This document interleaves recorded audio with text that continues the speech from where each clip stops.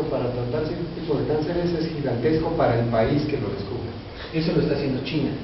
Eso lo está haciendo China. Nosotros apenas vamos en la identificación. Todavía no podemos formar el complejo. Por la cantidad de dinero. Y aquí viene donde uno se pregunta, el país invierte poco en ciencia y estamos viendo que la ciencia genera una gran cantidad de riqueza cuando se lleva a cabo. Vemos que cuando estaba el presidente Zedillo, el presupuesto asignado para la investigación era el 0.55% del Producto Interno Bruto. Es decir, lo que gana su esposo y que aportan en su casa, ese es el Producto Interno Bruto del país, lo que recibe de la venta de todo. Entonces después de Zedillo llega Fox y dice, Fox, pues es mucho, lo voy a bajar al 0.5%. Llega Calderón y dice, sigue siendo mucho, al 0.45%. Y llega Peña Nieto y dice, yo lo voy a subir 15%. Yo dije, 15% del Producto Interno Bruto de investigación. No, esto es maravilloso, me cae que le iba a dar un beso a Peña Nieto. Pero fue 15% del 0.45. Y dice, no inventen.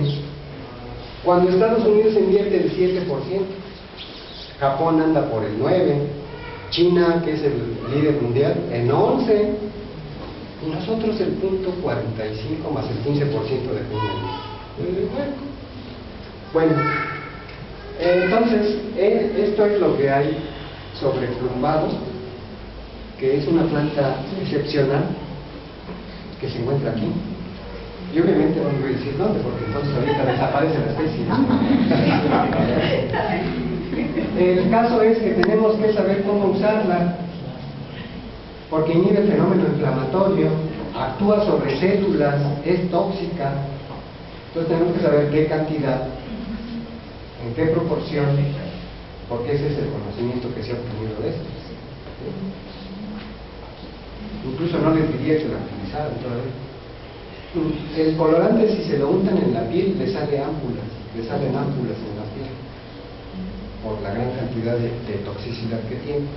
Pero sabiendo utilizar ese compuesto tóxico, tiene todos esos beneficios. El otro que conocen, que yo creo que lo han visto, aquí en la sierra suben el salito por ahí y encuentran esta enredadera. Esa enredadera es una Dioscorea. En su época, más o menos por 1970, se descubrió que era el barbasco de Veracruz. El barbasco es una Dioscorea también. ¿Y qué tiene esa Dioscorea? Pues contiene análogos de una hormona femenina, la progesterona. Este señor, Gerasi, que trabajaba para los laboratorios Index, sintetiza la píldora anticonceptiva a partir del barbasco de Veracruz. Y se hizo rico Sintex con una planta originaria de México. Otro ejemplo más de la selva a la maquet de la farmacia. Y ahora los curas les dicen, no utilicen la píldora anticonceptiva, tengan un montón de hijos, los que Dios les dé. Pero ellos no tienen en mente la ecuación energética, que nos estamos acabando los recursos, mientras más seamos, menos recursos, más problemas, pero siguen teniendo los hijos que Dios les dé. El otro ejemplo, Suapatle, Ciguapatli, creo que son los nombres comunes. La especie es Montanoa tomentosa, es un árbol de este tipo. Aquí lo encuentran también en el Ejecate. Hasta ahorita todas las especies están en el Ejecate. He recorrido la sierra con Rafael y no las encuentro todas en otro lado. Lo utilizaban para ayudar al parto de la mujer, pero se encontró que en grandes cantidades produce el aborto. Su estructura química, vean el grupo OH, y aquí ya no hay carbonilo, está hasta acá. Pero también el que estén cercanos estos dos hace que haya flujo de electrones por ahí y generación de radicales libres. Vayamos a lo que es otro, que es el palo dulce o palo azul. Tiene una historia que se remonta también a los aztecas. Hasta ahorita hemos revisado dos plantas que se remontan a la época de los aztecas: la acurtia y esta. Ven aquí los árboles de palo dulce con sus semillas ahí. Se ven ahí las semillas. ¿Qué tiene de interesante palo dulce? A ver, estoy en el grupo Yaulín y Queca, y ustedes son los expertos. Yo no sé qué significa cuatro. ¿Alguien nos quiere decir qué es cuatro? Serpiente. Serpiente. Y la coloración azul es matlali. Matlali es azul. Entonces sí checa. Los aztecas la llamaban a la planta cuatli y observaron que cuando hacían un extracto acuoso, es decir, con agua, de la corteza de ese árbol y la exponían al sol, se veía esta coloración azul aquí, en la superficie del extracto. Si no está en contacto con la luz, no se ve esa coloración. Entonces, vean la historia. Bernardino de Sahagún recibe la información de los indígenas, la publica en sus memorias, y el botánico Nicolás Monardes, español, lee ese reporte en 1565 y lo publica en España. En ese entonces los aztecas la utilizaban para tratar cierto tipo de afecciones renales. Al darse a conocer la información de Monardes en España, pidieron una gran cantidad de palo dulce a México, a la colonia española, y hubo un gran transporte de árboles, de corteza de árbol hacia España para utilizarla como tratamiento para ese tipo de enfermedades.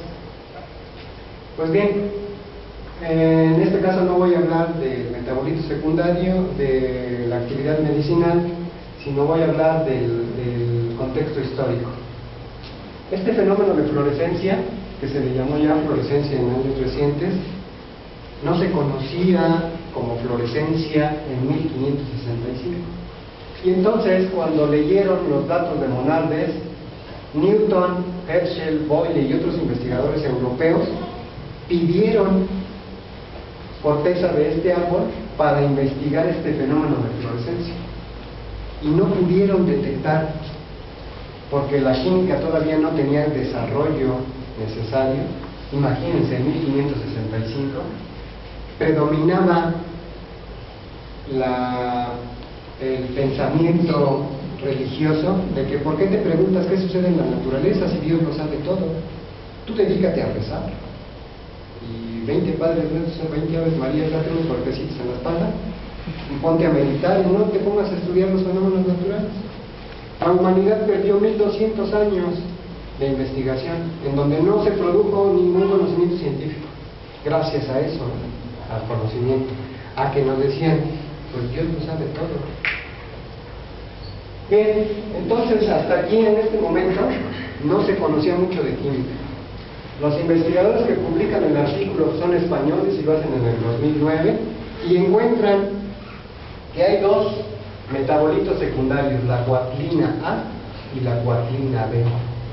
Ambos en contacto con el oxígeno del aire, es decir, aquí tenemos la interfaz agua, extracto, con aire en la superficie. En esa interfase se forma la reacción entre la coatlina A y la B con el oxígeno y dan el fenómeno de fluorescencia.